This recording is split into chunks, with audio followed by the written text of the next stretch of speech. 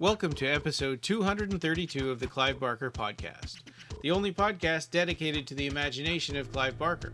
In this episode, Jose and Ryan, that's me, we tackle the 1993 through 1994 short-run comic series and Hellraiser spin-off, Clive Barker's Harrowers, Raiders of the Abyss, issues 1 through 3.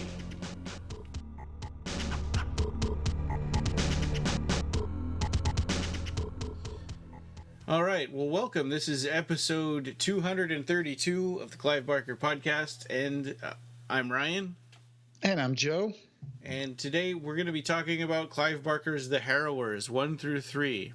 And I think these were a little bit more... you don't see people talking about The Harrowers too much. I think maybe because it's a short series. There were only 6 issues.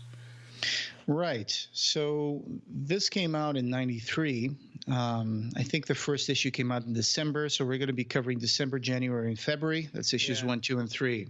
Of course, the Harrowers started originally in the Hellraiser comic books from Epic, issues 17 and 18, I think. Yeah. And there's also some backstory that was revealed in Books of the Damned #2, where they talk about the Harrowers and the weapons, the so-called blades of the Boros Uratu, which are the weapons and the daggers and sword that they have. And one of them has a boomerang, the other one has like a rope, like Wonder Woman's rope or something. So it was interesting. I mean, it was an interesting little series. I particularly prefer a lot more the artwork of it by Gene Colan than the writing. The writing was kind of like, it's okay. Looking this up, just actually this morning, we found out that one of the writers for the comic book, so the two writers for the first few issues were Malcolm Smith, who played Ashbury in Nightbreed, of course, and was Clive's partner at the time. And what was her name? Let me just check that. McNally Segal, yes. And she was, she's now an actress. You might have seen her in Sons of Anarchy. But she started out as the hotel receptionist in Nightbreed. Yeah, the one who got stabbed in the stomach by Decker and was... Yeah. Arnie! Yeah. Oh, wow. She finds that the decapitated head of Arnie on top of the inn in Sheerneck. So interesting. Like, I guess this was the circle of people that were around Clive at the time, and I guess they ended up being involved with this project. Yeah, that's kind of cool that and it seemed like they didn't make a big deal about that, but that's interesting. Like, this first issue is written by 2 actors from Nightbreed. Right on. So, and this first issue, the art was by Gene Colan. And I think I didn't like the thing I didn't like about the art style in this first issue is that the Cenobites, they're sort of this weird formless kind of blob. They're more like demons. Yeah, they're more like demons. So Gene Colan was more known for his work in Dracula, and I've read a lot of that stuff from Marvel. He also worked in Howard the Duck, The Tomb of Dracula. He did some work in Daredevil. He co-created the Falcon, the first African-American superhero in mainstream comics. I'm just kind of reading this off of his Wikipedia now. I didn't know that. But so, yeah. And he also worked a lot in Blade. Of course, Blade was connected to Dracula series, so they got him to work on that as well for Marvel. And so he's a veteran of the industry. He was born in 1926 in the Bronx, and he was one of the giants of Marvel Comics. Well, and I think for me, this first issue, like having to rescue this kid who was being bullied and being forced to play baseball, was kind of a weak start. Okay, yeah. So it's the first issue is more like an opening. It just is meant to introduce the characters, right? So just as a recap, that we have Winston Gage, who's a big, like, kind of simple guy. He has a little kitten called Zinc with whom he can trade places with, and he can see through his eyes. So there's another one called Vera Wyshek. She is an ex-convict who escaped death row in the Hellraiser comic books. Yeah. And she has a boomerang that she can throw at the Cenobites. And I think her blood and her spit are like acid to the Cenobites. So if she spits on one, it will dissolve his face. Dublin Morse, he was a teacher, I think, if I recall correctly. But he's kind of an alcoholic, and he's got like his own ghosts haunting him. Yeah. And I think he's looking for the spirit of his brother who was taken to hell. And he's the one that can't be, like he can withstand a lot of pain, and he heals a lot, right? That's Ron. Ron, the masochist. Dublin can become invisible, and I think he can also open the portals to hell because he can read Sanskrit. Then you got Ron Ringwood, who the one you said he can heal any sort of damage, and he kind of gets off on it because he's kind of a masochist. So whenever someone slashes him, he will actually heal that pretty quickly. And he also has like this big kind of dagger that has like a guard with like spikes. And then we have a couple of twins, blonde twins, Lavinia and Lucinda Clare. Mm-hmm. They're kind of bratty. They don't really want to be a part of the Harrowers, but they're kind of forced into it by More News. So who's the goddess of change? I think she's Leviathan's sister. Yeah. So, and she's kind of his opposite because where he is order, she's kind of more chaos. Yeah. So, issues 17 and 18 is where they showed up, and they were originally created by Alex Ross, who worked in comic book graphic novels like Marvels and Kingdom Come. He's a really awesome artist. So he's kind of the guy who created the characters that appeared in that first couple of issues. And Clive Barker, too. I mean, this was Clive's idea because he wanted to kind of change up what happens in the Hellraiser comics. Right. And there's some stuff here that I compiled from Revelations where Clive is talking about the Harrowers and how he came up with them. He says here, with the Hellraiser comic books, there were too many stories about people who got open boxes, and were taken to hell. The answer seemed to be to come up with a counter mythology that would allow people to be saved from hell. Suppose there were forces that were dedicated to undoing what the Cenobites do. It would be a force for release and redemption, which would be the equal of Leviathan, with foot soldiers that would have the power to enter hell and steal back the damned. Morte Mam is her name. That's the dead mother, or if you prefer, the mother of death. She was created with 3 other people who I must mention: Fred Vickerell, Anna Miller, and Malcolm Smith. Morte Mam has her Harrowers, the Harrowers of Hell, which recalls an old Christian image, Christ's harrowing of hell after his resurrection. And without giving too much away, the Harrowers are empowered to claim the dead, which is a rather tricky business.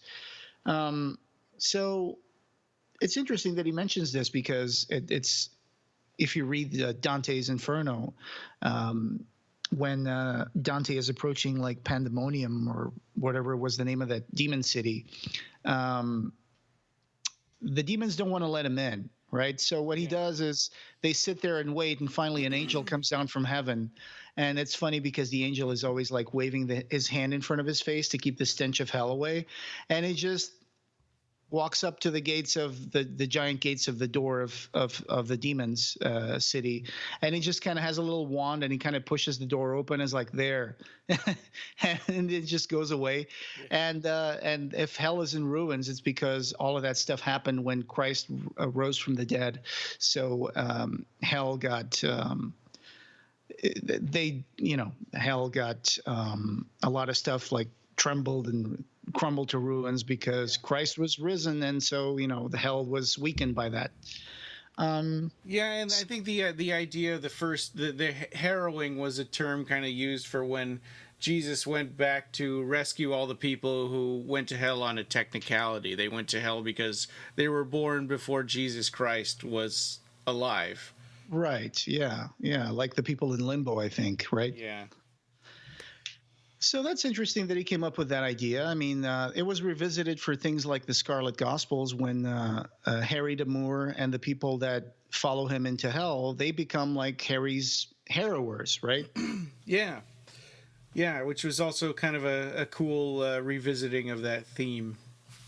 And also in the Boom comics, the Hellraiser Boom comics, um, there's another group called the Harrowers, and Tiffany from Hellraiser 2 is part of that group, right? Yeah, yeah, that's right. So this theme kind of comes up often, and I think because it's nice to have people who can kind of stand up to the Cenobites, because in the first 20 issues of the comics they really couldn't. Yep. Yeah. Yeah.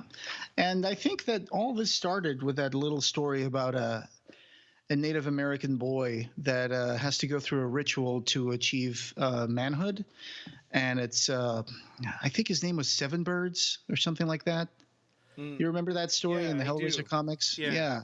So he was supposed to like eat something and then go through this vision state and discover his spirit animal. And what he discovers is that he goes into the desert, or he goes into the plains or whatever, and he does that, and the bird shows him this place where hell was doing something, right? Leviathan was breaking into our reality, and he tricked Mordemame into being imprisoned inside this trap, and that only like the Harrowers could release her from. So they would have to go inside this chamber and work out this puzzle to release Mordemam. But they were tricked by Leviathan, and there was like a lamp that they had to use, and the lamp uses like human flesh, so they had to cut off their arms and legs and pieces of flesh and throw it in there so they could decipher the puzzle. But then by the time they did that, they discovered that they needed to put their hands and feet on these like notches on the wall to open the puzzle, and they already cut those arms and legs off. So they ended up dying in there. And then there was a convoluted story about in the middle of Missouri or something. There was a restaurant with a giant egg-like character, Eggs Benedict or something like that. Right. Yeah, but that's, go read Hellraiser comics number 17 and 18, because that's actually an interesting story of how the Harrowers start, and you get an introduction there that they repeat in the issue number 1. So they basically repeat who they are and what are their powers and what are their weapons. Yeah, and that's a really important backstory for these, because they only really kind of briefly do any kind of backstory on this at all, and they don't really explain how these guys got their powers in these Harrower comics. So I think that's important to go back and revisit those if you don't remember. Yeah. Here's another quick paragraph from Comic World number 9, November 1992, where they were explaining what the Harrowers are like. So it says here, Mordemam was first defeated by the Cenobites many, many years ago and has been buried alive. But she sends out waves of power to bring a new series of Harrowers under her control, and through her eyes we will learn a lot more about the way hell works. I think part of the problem is that basically, with few exceptions, once a human being gets in the company of a Cenobite, that's it. There may be a few twists and turns, but by and large, the devil always wins. So you never get to investigate the mythology very far, because you're always feeling with a human perspective, which is very limited. Now, finally, we have human beings who are going to enter this world and deal with the Cenobites in a significant way. I think that's going to be a very interesting battle, because at the same time as serving the desire to make chilling narratives, I think we're also going to allow a kind of weakness and humanity into the narratives. And I think they did that in a variety of ways, and especially using the weaknesses of each of the Harrowers, right? So, for example, Winston Gage is kind of a simple-minded guy, so he's a kind of oafish. Vera Wyshak has a gambling problem. In one of these comics, she's actually gonna hustle a couple of guys playing pool, and she's gonna put her Harrower boomerang thing. She's gonna bet that while she's playing pool. Yeah, really, really dumb. And then, so who wrote that quote in the from the Comic World number 9? I think this might be Clive on the Harrowers. I think this might be a quote from Clive. Yeah, it kind of sounds like it, doesn't it? But it didn't. Yeah. Yeah. And then, for example, Dublin Morse, he's an alcoholic. He keeps saying stuff like, "Mr. Jack Daniels and I are having a party." Yeah. And of course, his brother is is in hell and he wants to rescue him, but he never tells that to anybody. So they all have these secrets and personality quirks. Like Ron Ringwood is a masochist, so he enjoys getting slashed, and he keeps hitting on the twins, Lavinia and Lucinda, who, like I said, they really don't want to be part of the Harrowers, but they're just kind of forced into it. So, yeah, and so they kind of learn to work as a team, I guess, a little bit. Well, so far, not too much. I mean, hopefully it'll get better. But yeah, they spend a large portion of these issues squabbling with each other. yeah, yeah. So their first mission, like you said, is to save this little boy called Timmy Lewis, who died in 1986 as a result of an inordinate curiosity for music boxes, one of which ended up being a lament configuration. Womp womp. I know. So that's, we've talked about this theme before, where it's like, do the Cenobites take people who don't deserve it, people who accidentally open the box? And the mythology's not super clear on this. I mean, I think sometimes yes and sometimes no. Right. And so Timmy is kind of a chubby little kid, and I guess his torment in hell, and this is so kind of innocent in terms of the things that could be done to a kid in hell. I mean, they just made him play baseball for 85 seasons. And yeah. Yep, and he's always like missing the ball, and everybody's yelling at him and making fun of him. Yeah, all of the people in the audience are Cenobites, and they're always like teasing him and taunting him. Yeah. And so that's the first assignment that they're given in this series of comic books. It goes okay. I mean, they kind of fumble through the whole thing, right? Yeah. Yeah, and I think that one of them had a fear of heights, and he screwed up was that in the second book? Yes, in the second book, it's Ron Ringwood. He's afraid of heights. So they actually have to climb this giant stair and go into like what looks like above ground graves or something. Mm-hmm. But then Mordemame gives them a key with a number. And so this doesn't really gel too much with the whole idea of the labyrinth that we see in Hellraiser 2, I guess, because hell is more like a above ground cemetery where you can just go into one of these little vaults, and inside you go into that hole and you go into a completely private hell that, the soul is being tortured in there. So they do that, and they go into that little above ground grave, and all of a sudden it's a baseball stadium, and there's the kid, wiping out every single like ball they throw at him. So they try going all at once, right? And then it's like, oh, wait, we can't go all at once. We can send one or two at a time, but if we go all at once into hell, we're like beacons of light in the middle of darkness, and Leviathan's going to find out that we're here. So that's the excuse they come up to just break up the group and have just a few go in and face some difficulties. But it also seems like it's way, I mean, I don't know. That seems like a pretty equal trade-off, because it's way more dangerous for one or two people to go. Anyway, sure. I mean, they're just one or two people, and they've got all those other people have powers. So I don't get that, and I don't, because they open a portal that's pretty close to wherever the person is that they're trying to rescue. So I thought if they all come out at once and snatch this person and get back through the portal, it doesn't really matter if there's a whole bunch of them or not. Mm-hmm. And that's another thing that they mention here is that there's a parallel between hell and our world.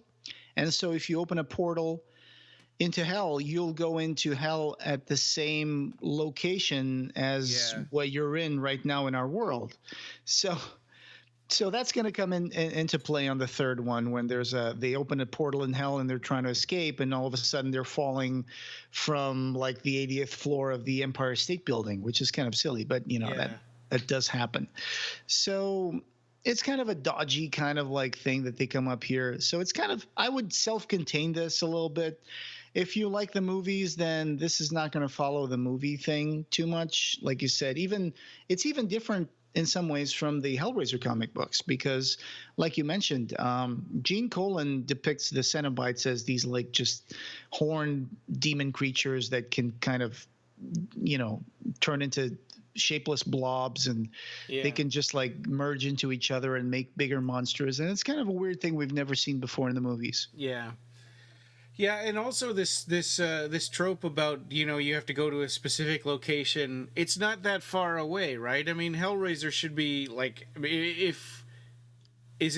should be the entire Earth, right? So in the third comic, they go to find Cleopatra, but they just have to go down the street to this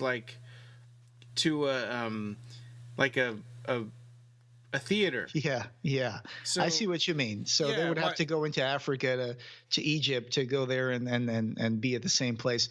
Listen, that's what I'm talking about. This is dodgy stuff. And why bring Cleopatra?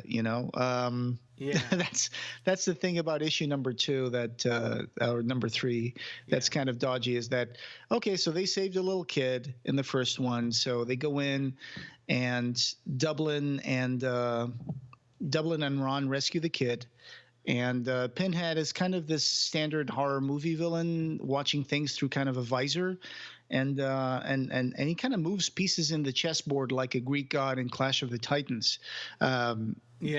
Because right before they rescue Timmy, they kind of just give him a pep talk, right? They were like, "Hey, we're here to help you. We're here to rescue you from these Cenobites," and it's like, "Oh, gee whiz, thanks, mister." And then And then just before they leave, and they fight the Cenobites, of course, the only way to defeat a Cenobite in the Harrower universe is to dismember the Cenobite. Yeah.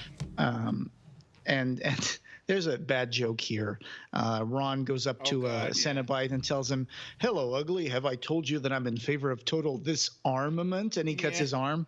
Yeah. And I'm like, oh, okay. Well, it was the 90s, It was the 90s, and this was a book meant for teenagers. So I'm like, I think when I was reading this, I probably chuckled at it. And I was like, yeah. But right before they leave, and after they defeated the Cenobites, they give a little pep talk to Timmy, and he hits a home run. And the home run ball keeps going, and disappears. And then we just see the final panel of the first comic book is Pinhead picking up the ball, like grabbing the ball out of the air. And he's got a weird baseball glove made out of all sorts of like human hands and fingers and stuff. So that's the kind of thing you're dealing with. So Pinhead is kind of looking at things through a visor, and then he can actually interfere and put a monster here, and I'm going to block their exit there, and that sort of thing. So that's how they use Pinhead in this. Yeah. He's going to be placing obstacles in front of the Harrowers at every turn. And his goal is to get all of their weapons, the blades of the Borosuratu. He wants to recover all those weapons and keep them in hell. So these first few issues, it seems like he's putting obstacles in front of them just to kind of test how tough they are and what they can take. He's not like going out of his way to go after them yet. Right. And so he does that. And then the General, who also appeared in the Hellraiser comic books. It's the big guy with the kind of German Kaiser like spike coming out of his head. Yeah. He's also going to be a big part of this series, because he's kind of like the sub-villain. He's like the little boss. Before they fight Pinhead, they're going to have to deal with the General. Yeah. And so there used to be one more Harrower. His name was Marty, and he was supposed to be Marty Sevenbirds, a descendant from the original kid who saw Mortemame being imprisoned like centuries ago or whatever. Yeah. So he stayed in hell. He was caught and kept in hell in the Hellraiser comic books. And Pinhead still has his sword. He was the one who had the sword. So the sword is the first of the weapons that Pinhead collects, and he wants to collect the other daggers and boomerangs and ropes that the Harrowers have. Yeah, and I had forgotten. I mean, I know we covered those comics last year, but I had forgotten that one of the characters was, captured. Yeah. So these weapons in the Book of the Damned 2, it says that the blades of the Borosuratu were the story of these like weapons comes from 4,800 BC, when the worshippers of Kalia Anya, goddess of regeneration, which I'm going to guess it's another name for More unearthed a small quantity of golden ore in the dominion of Urogod Niatu in the outer regions of Mesopotamia. So they say that this was kind of iron pyrite or fool's gold, and that they created some totems with it. So this was forged later into 6 talismans, one for each of the 6 tribes of the Urogod dominion. And so that's how the weapons were created. And so they're almost 5,000 years old. And so there is the sword, the axe of legend, the Messenian machete, which is the one that is used by Ron. Yeah. The axe of legend is used by Winston Gage. Yeah. And then the Theodoran boomerang is used by Vera. And the Theodoran golden rope. This is totally like a ripoff of the Wonder Woman golden rope. And that one's being used by the twins, I think. And and they also have these little helpers, right? So the twins have a little. We mentioned this before when we were discussing the Hellraiser comics, but they have a little angel. I don't know if it's a little angel. He looks like a little imp with wings, like a cherub. Yeah, and his name is Ovid. Mm-hmm. And what he does, he farts on the Cenobites. Yeah. So that's his thing. He just he constantly farts this noxious gas that disorients the Cenobites. And of course, Winston Gage has a little cat called Zinc that we mentioned before. Yeah. So that's interesting. That's a cool thing. So read the Book of the Damned if you want to know more about the blades of the Borosuatu. Yeah. Yeah. So something they kind of set up for a little while before they got it started. So it's kind of too bad that the series ended up being so short, but I think that the world got sort of over saturated with comics at that time, like in the early 90s. Oh yeah. And Marvel had so many comics that they were about to go bankrupt, and they weren't selling as well as they used to. So, they were trying to make some movies, and there were some really awful movies made in the 90s, like that Captain America one. Yeah, right. And, and the Punisher. The Punisher with Dolph Lundgren. Yeah. And they were trying. I mean, they were doing the best they could. And then, of course, that picked up a lot more when they made the first Spider-Man movie. And actually, Blade was the first technically modern Marvel Universe cinematic movie, right? So that was one of the first. Yeah. And it was rated R. Yep. So I mean, the story was okay. The first rescue of Timmy was, like I said, it was kind of a fumble. Yeah. But at the same time, they were trying to give some realism to it, because these are just random people. All of a sudden, they have to go into hell, and they have this mission to rescue souls from hell. They seem to get along with it. The ones who don't want to get kind of like threatened into it, like the 2 twins. Yeah. In issue number 1 or 2, they're like ready to walk out the door, and then Morty Mom appears as a gigantic lion or tiger. That's in number 3.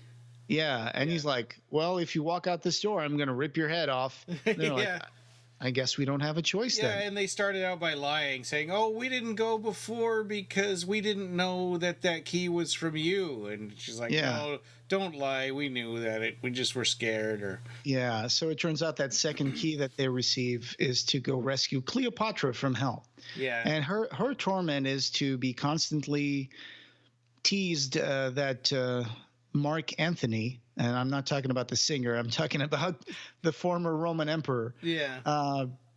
That she thinks that she's gonna kiss him, and then she ends up kissing like some demon or some random guy, and then she gets really offended by that, and that happens over and over and over again. Yeah. So they rescue her, which is kind of a weird thing, like a weird choice. Yeah. I would have preferred if they had brought in another like soul and made it interesting, like, oh, instead of like just being a kid playing baseball, just make it something else, like something like I I don't know. They could have made a connection to like the Hellraiser movies if they wanted to. They could have said, "Oh, we're going to save Rory Cotton from hell." That would have made it a little more interesting. That would have made it like connected to the Hellraiser series, or maybe Kirsty could help them. Yeah, or maybe they tried doing that in the Boom comics, right? Tiffany was one of the Harrowers, and they were going around the world, God knows on what money, but they were traveling around the world, destroying lament configuration boxes and stuff like that. So that was their thing. And then it ends in a cliffhanger on number 3 because the two twin sisters, they do rescue Cleopatra from hell. But of course, there's a lot of things that go wrong. Like I said, they open a portal in hell, rushing to get out, and they end up falling from the top of the Empire State Building, which is a little cartoony when you think about it. It's like, oh, no. And the way that they're rescued is just that they fall in Mortimer's hand or whatever. It's just she just kind of rescues them and it's like, okay, well, And the rules are that when a soul is rescued from hell, they have 1 day in our world just to get acquainted with things and get used to the idea that they will be reincarnated into a different form. Yeah. And that could be another person or a baby or an animal. So that's just the way it is. She keeps the balance by reincarnating these souls back into our world. So Timmy, in issue 2, he was out with one of the Harrowers, and they see an accident where this poor guy gets hit by a bus, they're like, "Hey, mister, look out!" And he's like, "What? Are you talking to me?" And he's having this like conversation while this bus is hurtling towards him, and then so he gets run over, and then Timmy kind of disappears, and he goes into the body of that guy, who kind of wakes up in the hospital. Right. So they kind of twisted that thing a little bit. We had seen that happen in the Hellraiser comics, where at sunset, the person who's going to get reincarnated just kind of slowly morphs into whatever shape they're going to become. But in this one, little Timmy in the middle of a crowded street in an accident scene, he just kind of melted into a glob of like butter, and he kind of just melted over the other guy, and then the other guy wakes up, and it's a little contrived, just in the sense that they're watching this on TV for some reason. The Harrowers. Yes, I know. Yeah, and then, one of them was there, and then all of a sudden he's back at home watching it on the TV.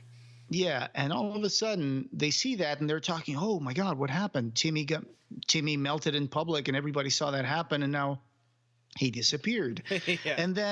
And then there's like a follow-up just a few seconds later. They're like interviewing the guy who was hit by the bus, and he's like, "Yeah, I got to go back to my orphanage and all my kids that I take care of and blah blah blah." It's like, huh? Yeah. Like, really? Like he's being interviewed on a stretcher just before they put him in the ambulance, and like, okay.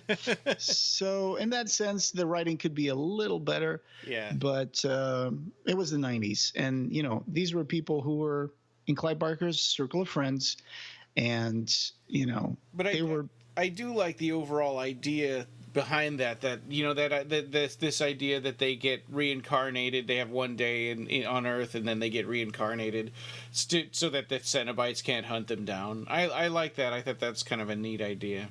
Yeah, because it takes away the ability of Cenobites to do the same thing they did to Frank. Mm-hmm. Which is, just to go there and catch Frank and bring him back to hell. So for the ending cliffhanger of number 3, after Cleopatra is released, she actually brought back a jar of perfume from her abode in hell. And it turns out that jar of perfume was supposed to have the soul of Mark Anthony in there. How did she get that? I don't know, because she died before he died, right? Yeah. The story goes that she committed suicide by having a snake bite her in the bosom, and then she died. But Mark Anthony went on to live a longer life than that. So, but somehow, okay, so she has the spirit of her lover in a jar of perfume, and she was getting ready to open it up and get reunited with Mark Anthony, and grab his soul and put it in a body so they could be together. And it turns out that the little blue cloud like flew away while they were falling from the Empire State Building, and it ended up going into Central Park or whatever, and took possession of a a stone statue. So now Mark Anthony's spirit is possessing a decapitated, mutilated like piece of rock. Yeah, That's it's gonna just like a pair of legs and yeah, a torso. yeah, And so that's gonna be the cliffhanger that's gonna continue on issue number 4. yeah. And that's going to be the one where all the Harrowers are going to have to get involved and defeat the monster and Yeah. take care of that. And normally when we do an episode like this where we're talking about 3 comics, it's longer, but these are really short issues, and a large percentage of their space is taken up with them fighting with each other. Right. There's even a scene in the 3rd comic where they're arguing, and then all of a sudden, is it Winston? Just takes his axe and tries to murder one of the other guys. Ron tries to kill Winston. Yeah. Yeah, there you go. Yeah. Well, he attacks him. Yeah. Just out of nowhere. It's funny. It's funny because took over or something. Yeah. So I guess those are the flaws that they mention about them, that they have to bicker a little bit, learn how to work as a team, and then save the day. And Timmy, the first soul they save from hell in this series, even says, "Hey guys, I want to get reincarnated, but I don't want to go with you guys all mad at each other." So the next panel is all of them like hugging each other and be like, "Oh, okay, see, we're all friends again." Yeah. And and it's like they're just doing it for Timmy. Yeah. They're just doing it for Timmy. Yeah, they're going to continue to have some conflict throughout the entire series. But I mean, this is the Harrowers. I think there was some room for them to have done something different with the characters. They could have become like a long-standing series. Unfortunately, that didn't happen. Mostly because I think the writing was a little subpar, but also because I think Marvel was having some issues financially at the time. 93, 94, 95. I think 94 or 95, Marvel declared technical bankruptcy. So they were just like trimming the fat, and this ended up being one of those comic books that got trimmed, Yeah. Right, like the Barker verse that was happening at the same time, and those just all came to a sudden halt at the same time as this. That's right. Yeah. So bad luck. It was a little bit of bad luck. So I have another thing here from Cutting the Razor Line by Frank Kurtz that showed up in Hero Illustrated #2 in August of '93. This was another quote that says, I think this is Clive Barker talking, "I watch over all of this stuff. I see all the artwork. Malcolm Smith, my consulting editor on the Razor Line, and one of the writers on the Harrowers, is there to be my eye when I'm not around. Between the two of us, we're watching over this stuff very closely. Not to catch anybody out, but to help if there are problems, to illuminate some of the darker paths of the mythology, so that people know what we're trying to achieve here. Stories are written for purposes. Stories should leave you with a new piece of information in your head. You have to say to the writers, look, have all the fun in the world, but remember that at the end of the day, there should be a reason for telling the story. People should feel, in the best of worlds, a little bit changed by a story, something that is alive in their hearts that wasn't there when they opened up the comic book." So in my view, what I felt at the end of reading each Harrower book was this idea of redemption, and that the Harrowers were there to fix these stories of these people who got trapped in hell. Yeah. And it made you believe that there was hope, even for someone who was sentenced to be tortured forever, that there could be rescue and salvation, there could be a reincarnation into a better life. So I thought that they kind of did that with this comic book. That's kind of what I took out of it. Yeah. I mean, I think that it's a much simpler comic than the Hellraiser was too. I mean, geez, these stories feel super short. We were able to easily read through 3 issues for this episode. Yeah, lots of splash panels, lots of big panels, and it's more about the visuals than it is about the story for me. Yeah. Yeah, and so I think next time I guess we'll kind of go on to more news, and then we'll talk about the episode or issues 4 through 6 of the Harrowers, and I have never read those, so I'll be interested to see if they're able to wrap up the story or if it just kind of gets cut off. Oh, I see. So you're doing the same thing I was doing with Sabrina, which is you're just reading them for the podcast, and you're kind of going along for the ride. Yeah, exactly. So I don't know what's going to happen to the Harrowers. I have a feeling I might be disappointed that it's just going to get cut off, but I have no idea. Issue number 1 had one of those telltale gimmicks that was like, hey, let's launch a new comic book. Let's see if we can entice people to pick it up at the comic book store. And the funny thing was that it had a glow-in-the-dark cover. So if you have the actual comic, you should know that if you put it under the light and then turn off the light, you see Pinhead's face glow in the dark. And I think it's also on the name of the comic book, and there's some like fire when they're, the cover has Ron and, with his knife in the air, and they're riding a bike, and there's Pinhead's face in the background. So all that stuff glows in the dark. That was one of those telltale gimmicks that they would do. Like, you remember when comics used to have number 1, and it was like die cut cover, gatefold.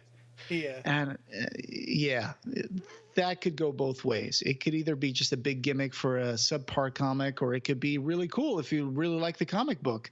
Like, oh crap, this has got metal foil die cut gatefold cover that glows in the dark. Wow, this is great.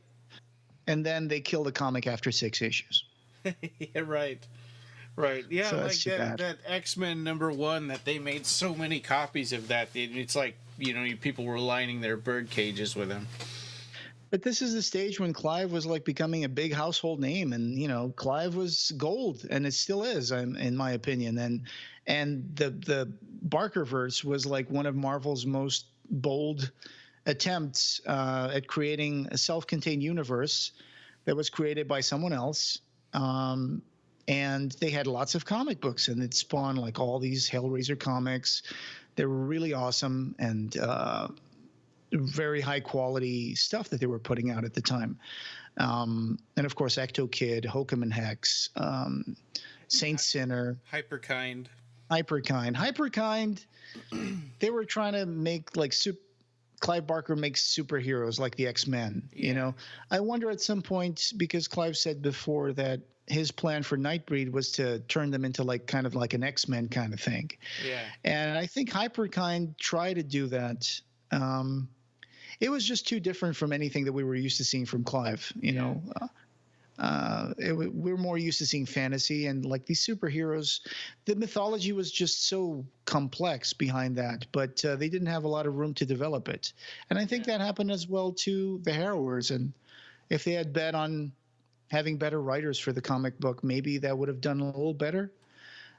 Because Gene Colan definitely sold the comic book to me. I mean, it was because I've read lots of Tomb of Dracula and Blade. So for me, it was about Gene Colan. I even have some original art pages from the Harrowers. So, oh, wow. Cool. Yeah, I think what bugged me, at least in these first 3 issues, is that these characters are mostly unlikable. I mean, except for the guy that just hangs around with the Zinc the cat. Yeah. I mean, there's stuff to hate about all of these guys. Yeah, they're all flawed in their own way, which I think is something Clive does to a lot of his characters. They usually have some sort of major flaw, but in here they really play those out, and there's a lot of conflict between them. Yeah. Well, and like the Lucinda and Lavinia, like trying to get out of being in the Harrowers and trying to sneak out and not going on missions. It's like, why are you guys even in this comic at all? But then they sort of redeem themselves in the 3rd issue, which I was relieved, because I thought, this isn't going to go well. Do you remember if they brought Mordemam back to the Boom comics? Because I've read those a long time ago, and I don't remember exactly. But was she in those? Yeah, in 17 and 18? Yeah, she was. No, the Boom comics, the Hellraiser Boom comics. No, I don't think so. Yeah, they never brought her back. No, yeah, I think the Harrowers had a different origin than that. Right. Yeah, so this is interesting. This is an interesting little comic book. I wish it had gone on for longer.